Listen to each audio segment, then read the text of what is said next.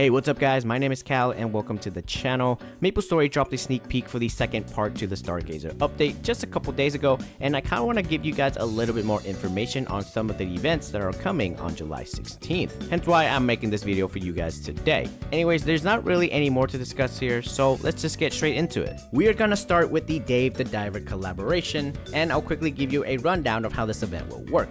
First of all, you gotta be level 101 or higher to participate in this event. If you are a 0, you gotta complete the second chapter to your story quest. This is pretty standard, so nothing new there.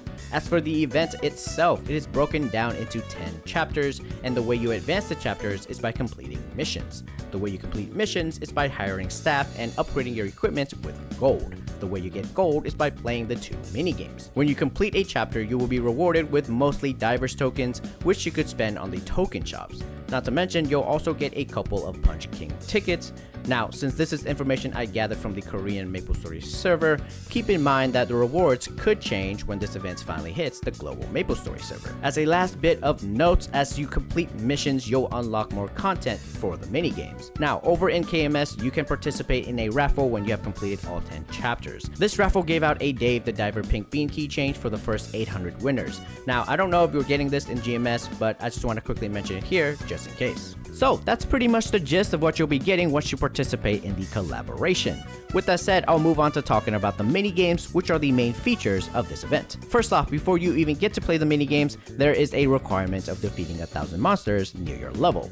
Once you've done that, you are good to go. The first minigame is Blue Hole Exploration. You'll dive into the deep blue ocean, and your goal is to catch as many fish as possible so that you can sell them to the sushi restaurant for gold. The bigger and or more exotic the fish, the more gold you'll make. Fish that you have caught will show up in the second minigame as core components, so be sure you're not catching too many of the little ones. While you are underwater, if you run out of air, you will lose and will have to restart. You only get a total of 2 retries per day, so keep that in mind. There are also crates underwater that you can interact with. These will give you specific item based on the color of the crate. Just to name a few, you can get your hands on some weapons, ammo, escape pods, and even air tanks, so be on the lookout for those. The second minigame is Boncho Sushi Bar, where you will take up the mantle of a waiter or waitress and serve food to the customer. Before you open up the restaurant, you'll be able to add whatever you caught from the ocean to the restaurant menu. Again, bigger or more exotic fish will yield you more gold. The second part to this minigame is you serving the customer. If you ever played Overcooked or Overcooked 2, it's very similar to those games. Timing is everything here, as you will be juggling between the needs of every customer before it's too late and they leave. You'll be doing this for 2 minutes, and once it's over, you'll get rewarded with gold for how many customers you have successfully served. The last bit of information I got for you is that you must complete the Blue Hole Exploration minigame first before you could begin Boncho Sushi Bar. Other than that, you could obtain a bunch of cosmetic items, a chair, and a medal by basically catching and logging every kind of fish in the ocean. Moving on, we are finally getting the 3rd and 4th mastery notes for 6th job. This is big in terms of player growth. Anyone with 6th job unlocked will reap the benefits, as this will add more power to every single class available.